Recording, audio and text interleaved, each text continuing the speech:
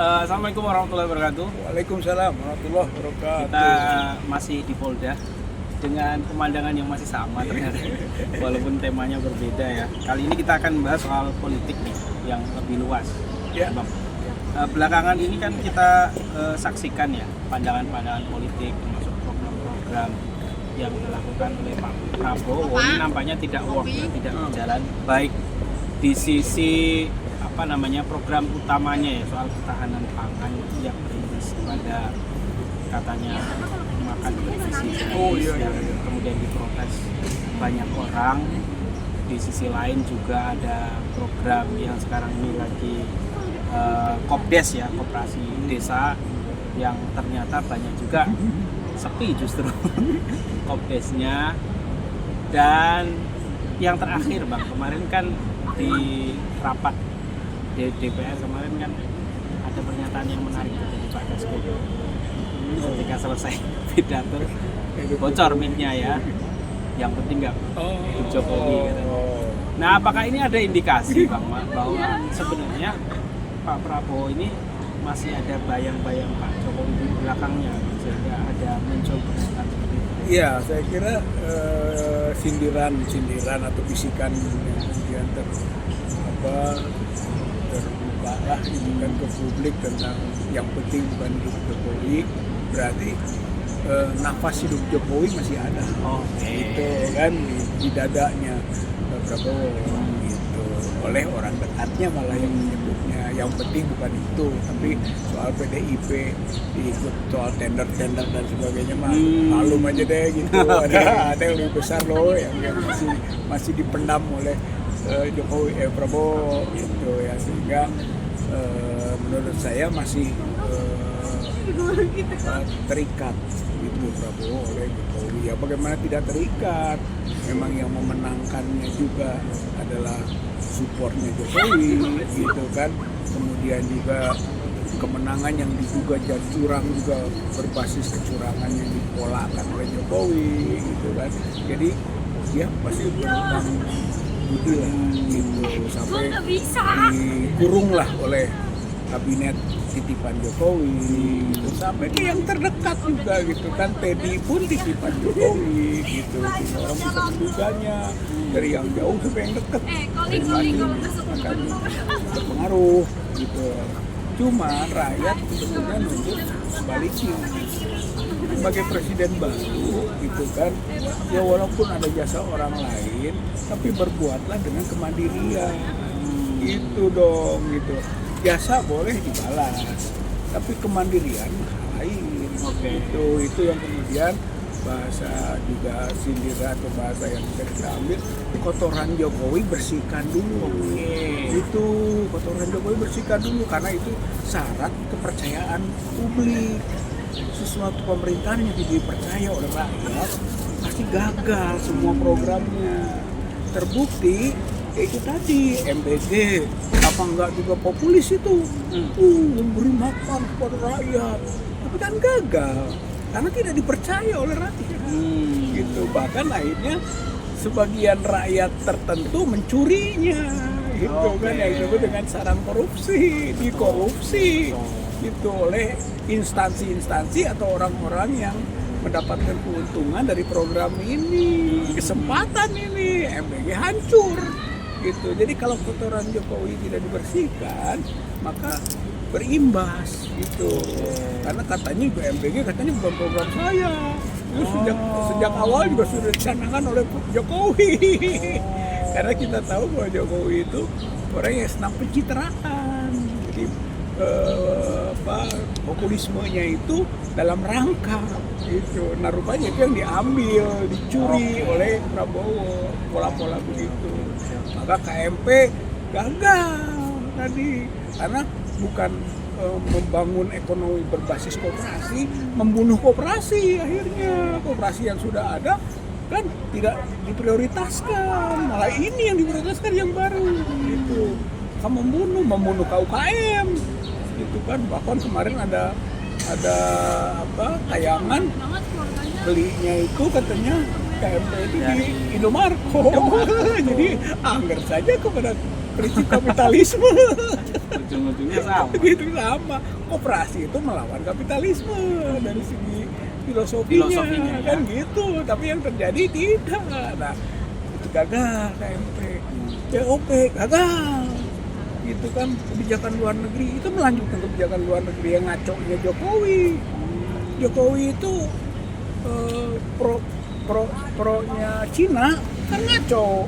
Itu kebijakan luar negerinya berantakan akhirnya kan, diteruskan walaupun seperti berbalik lah pro-nya kepada Amerika, tapi itu telah mengkhianati prinsip bebas aktif, independensi, non-blok dari Indonesia. Dan itu dilakukan oleh Prabowo, ya mungkin mengikuti juga jejaknya Jokowi. BOP gagal, ART gagal, agreement Itu ya. reciprocal trade ya. itu kan. Kemudian MDCP ada tuh apa, Major Defense Politik luar Cooperation, negerinya lah ya. Cooperation Partnership, itu enggak politik luar negeri lah, berantakan, bahkan akhirnya seperti pro Zionis Israel. Betul. Melawan aspirasi masyarakat yang pro Palestina. Begitu gagal karena apa? Kotoran Jokowi yang dilanjutkan. Makanya kita sebetulnya ingin menolong Prabowo itu dengan cara bersihkan dulu dari kotoran Jokowi. Yaitu apa? Adili, hukum dulu Jokowi. Kalau itu sudah dilepas, silahkan itu kan penegak hukum melakukan proses-proses itu, nggak usah dilindungi lagi Jokowi itu, apalagi hidup Jokowi ya, itu tadi itu kaitannya kan. Yang penting jangan itu, karena itu masih ada di dadanya. Nah sekarang bersihkan dari itu, gitu. Itu syarat untuk bisa dipercaya oleh rakyat. Kalau nggak dipercaya oleh rakyat Prabowo, dan itu akan menimbulkan nanti perlawanan, akan terjadi reformasi jilid 2. Oke. Gitu. Dan menarik kemarin, jadi ada satu wartawan kemarin yang tanya soal katanya 2029 saya mau mencalonkan Gibran sebagai presiden. Ditanyakan kepada Jokowi. Jokowi menyampaikan bahwa dia masih akan mendukung Prabowo Gibran 2029. Nah, ini indikasi apa yang bisa kita tangkap Itu kan dari pernyataan manuver politik ya, bahwa akan mendukung tetap Prabowo dan Gibran. Tapi mungkin hati kecilnya bukan begitu. Dia mendukung Gibran. Ya pastilah dukung anaknya dulu kan. Mas Roy udah datang? Pasti dukung. Di mana? Pasti masuk. Pasti dukung anaknya gitu kan. Jadi sebetulnya Wapres sekarang ini dipertahankan itu supaya jadi pres. Oke. Gitu kan, jadi itu mah apa manuver tadi lah. Gitu. Dia maunya nggak begitu. Makanya 2029 muncul gitu kan. Oh ini pasti Gibran akan dijadikan pesaing balah dari Prabowo. Makanya walaupun dia presiden, wakil presiden, sebenarnya akan terjadi konflik satu dengan yang lain kepentingan. Makanya kill or to be kill. Bahkan kalau bisa Gibran itu pasti berusaha sebelum 2029. Ya kayak Prabowo dibuat dulu perhalangan tetap, pasti naik otomatis itu. Dan itu kalau sudah jadi presiden secara formal enak ngaturnya dia untuk jadi presiden lagi, nggak usah susah bersaingnya. Dan menarik juga ya, makanya dulu Koni pernah menyampaikan katanya nggak sampai 2029 itu makanya. Betul. Jadi tidak langsung sebenarnya Gibran itu racun bagi bangsa, racun bagi Prabowo. Ini harusnya disadari kalau bangsa udah sadar. Makanya para purnawirawan TNI minta Gibran makzulkan karena sadar dia racun bagi masyarakat ini gitu. Bisa meracuni tatanan kehidupan ketatanegaraan dan kebangsaan kita. Gitu. Makanya turunkan. Nah sekarang dia bisa meracuni juga Prabowo. Gitu. Nah Prabowo-nya sadar nggak? Kalau bangsa udah sadar, Prabowo-nya sadar nggak? Atau masih melindungi, memproteksi demi Jokowi? Iya. Hidup Jokowi. Tapi hebatnya Gibran ini ternyata ijazahnya asli bang, katanya kata Rismon tapi. Karena buku Gibran Endgame katanya mau ada buku baru. Aneh, kalau saya aneh itu pelacuran akademik. Oh gitu ya bang ya. Jadi kalau memang dia bisa mengubah itu kan status Gibran yang seperti diungkapkan dalam bukunya mengubah itu, dia telah melacurkan secara akademik kalau menurut saya. Kalau yang Jokowi mungkin lah karena masih otak-atik di itu kan, di phone segala macam gitu kan. Tapi kalau yang Gibran tuh udah eksplisit dong, orang nggak punya ijazah SMA, di mana suruh dibikin ijazah, nggak ada. Orang yang nggak ada ijazah SMA berarti dia telah melanggar persyaratan untuk menjadi wapres. Ya, Gitu. auto turun harusnya ya. Iya, turun itu bisa melanggar persyaratan dan itu bisa dimaksudkan berdasarkan pasal 7A itu. Kenapa sih Bang keluarga Solo itu selalu bermasalah soal pendidikan? Memang tidak terdidik, susahnya Saya itu. juga, ya. Orang yang tidak terdidik, tapi pengen posisi tinggi gitu. Akhirnya dia menyusul orang yang terdidik, bahkan mentertawakan orang terdidik. Sayangnya orang terdidik sampai ke jenderal pun itu kan mau aja gitu kan, dibodohi. Jadi itulah memang bawaannya. Menurut saya kacau ini. Kacau memang Jokowi dunia. dulu soal ijazahnya berantakan semua itu, like father like son. Iya, Bapak iya. jeung anak sarua wae gitu.